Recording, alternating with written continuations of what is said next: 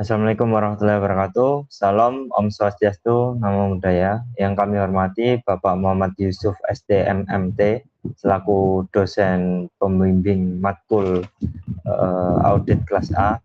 Kami dari kelompok 1 ingin mempresentasikan artikel yang telah kami buat yang berjudul tentang audit teknologi informasi untuk mendukung pengambilan keputusan. Sebelum menuju ke pembahasan, perkenalkan kami dari kelompok 1 yang beranggota 3 orang. Saya sendiri Muhammad Iqbal Firmansyah dengan NIM 21044 11000084. Selanjutnya saya Muhammad Hasan Al-Aziz dengan NIM 2104411000071. Dan saya Nizam Muhammad Asmi dengan NIM awal 210 dan NIM akhir 104. Oke, untuk selanjutnya di sini terdapat topik pembahasan. Jadi kita sudah meresum atau merangkum dari artikel kami menjadi 5 topik pembahasan. Yang pertama terdapat latar belakang, yang kedua terdapat definisi audit teknologi informasi, yang ketiga tentang proses audit teknologi informasi, dan yang keempat studi kasusnya tentang audit teknologi informasi dalam pengambilan keputusan, dan yang kelima terdapat kesimpulan. Jadi selanjutnya di latar belakang di sini meningkatnya peran teknologi informasi dalam operasional dan pengambilan keputusan organisasi.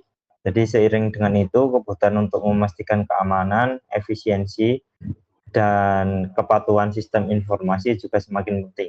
Jadi audit teknologi informasi menjadi solusi yang diperlukan untuk memastikan bahwa sistem informasi beroperasi sesuai dengan standar yang berlaku dan dapat memberikan manfaat yang signifikan dalam pengambilan keputusan strategis dan operasional.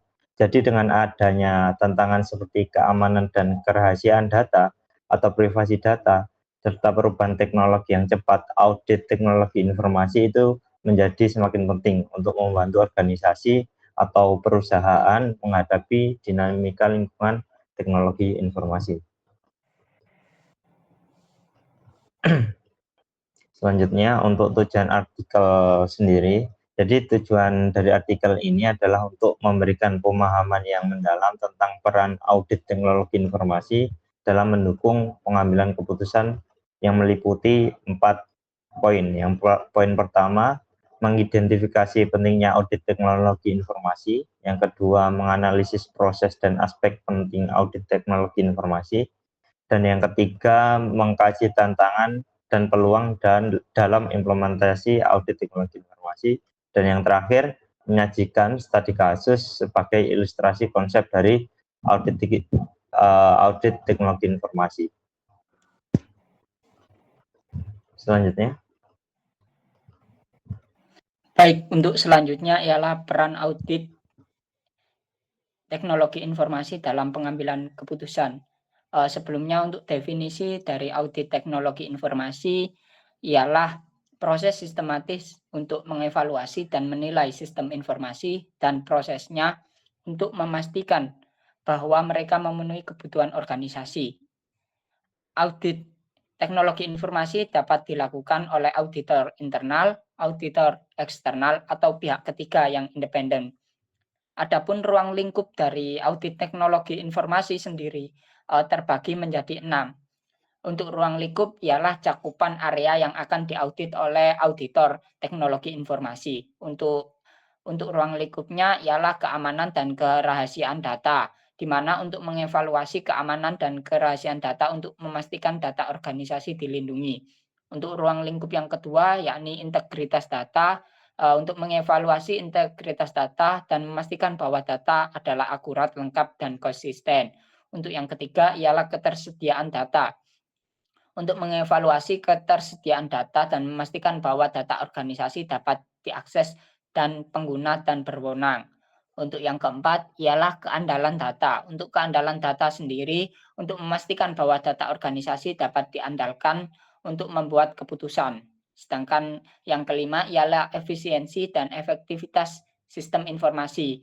Untuk dapat digunakan untuk mengevaluasi efisiensi dan efektivitas sistem informasi untuk memastikan bahwa sistem informasi memenuhi kebutuhan dari organisasi. Sedangkan yang terakhir atau yang keenam ialah kepatuhan terhadap peraturan dan kebijakan. Di sini untuk mengevaluasi kepatuhan terhadap peraturan dan kebijakan untuk memastikan bahwa sistem informasi memenuhi persyaratan peraturan dan kebijakan yang berlaku. Selanjutnya, untuk proses audit teknologi informasi sendiri ialah merupakan serangkaian kegiatan yang dilakukan untuk mengevaluasi efektivitas, keamanan, dan efisiensi dari infrastruktur TI suatu organisasi.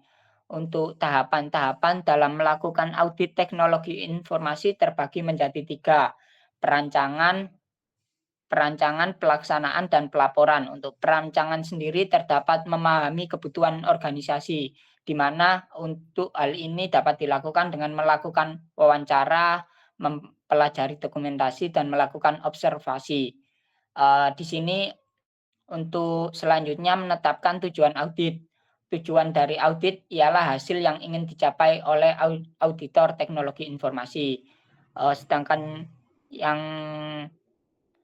selanjutnya merancang pendekatan audit, di mana untuk merancang pendekatan audit ialah metodologi yang digunakan oleh auditor teknologi informasi untuk mengumpulkan bukti audit. Untuk proses yang selanjutnya dari tahapan ialah pelaksanaan. Untuk pelaksanaan sendiri tahap inti dari proses audit teknologi informasi. Untuk tahapan-tahapannya ialah mengumpulkan bukti audit. Bukti audit sendiri merupakan informasi yang digunakan oleh auditor teknologi informasi untuk mendukung kesimpulannya. Selanjutnya ialah melakukan pengujian. Untuk melakukan pengujian sendiri ialah proses untuk mengevaluasi bukti audit. Sedangkan yang terakhir ialah melakukan evaluasi. Evaluasi sendiri merupakan proses membuat kesimpulan tentang hasil audit. Kesimpulan audit sendiri harus didasarkan pada bukti audit yang dikumpulkan. Untuk tahapan yang terakhir dari audit teknologi informasi ialah pelaporan. Pelaporan sendiri adalah tahap terakhir dari proses audit, di mana terdapat rekomendasi untuk perbaikan. Mungkin selanjutnya dilanjutkan teman saya.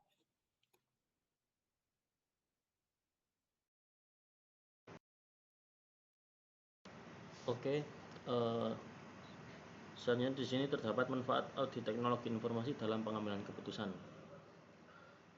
Kita tahu bahwa audit teknologi informasi adalah suatu proses pemeriksaan dan evaluasi terhadap sistem, infrastruktur, dan kebijakan keamanan teknologi informasi suatu organisasi. Audit memiliki peran penting dalam memastikan bahwa sistem informasi beroperasi secara efisien, aman, dan sesuai dengan kebijakan dan standar yang berlaku. Salah satu area penting di mana audit memberikan nilai tambahan adalah dalam pengambilan keputusan. Selanjutnya,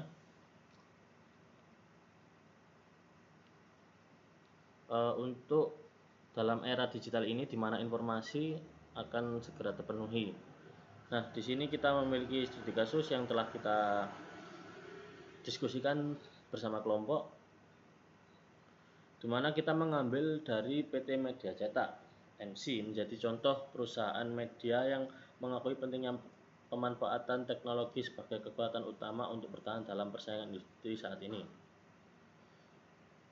Nah, audit mencakup analisis pasar, potensial, mengevaluasi preferensi pelanggan lokal dan kebijakan persaingan tim, juga menilai kemampuan infrastruktur logistik perusahaan dan memperhitungkan regulasi bisnis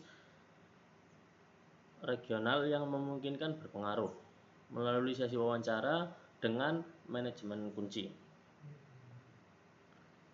Nah, di mana pada hasil audit ini memberikan gambaran jelas tentang risiko dan peluang yang terkait dengan setiap opsi pada perusahaan, yaitu opsi ekspansi, di mana tim manajemen PT Media Cetak kemudian dapat membuat keputusan yang lebih informasional dan terukur, serta mempertimbangkan dampak finansial, opsional, dan reputasi. Lanjut.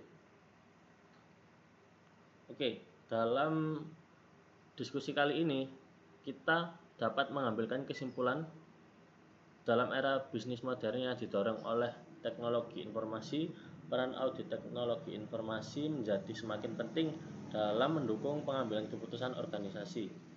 Audit tidak hanya membantu memastikan keamanan, integritas, dan ketersediaan data, tetapi juga memberikan kontribusi signifikan terhadap efisiensi operasional dan pemenuhan kepatuhan terhadap regulasi.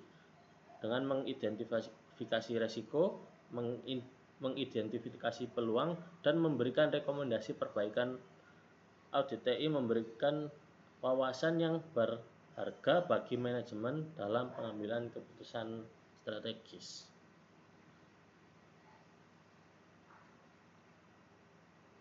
Selanjutnya akan dilanjutkan oleh teman saya.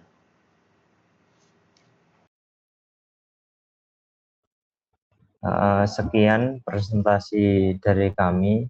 Apabila masih ada kesalahan dalam penyampaian, kami dari kelompok 1 memohon maaf. Kami akhiri. Wassalamualaikum warahmatullahi wabarakatuh.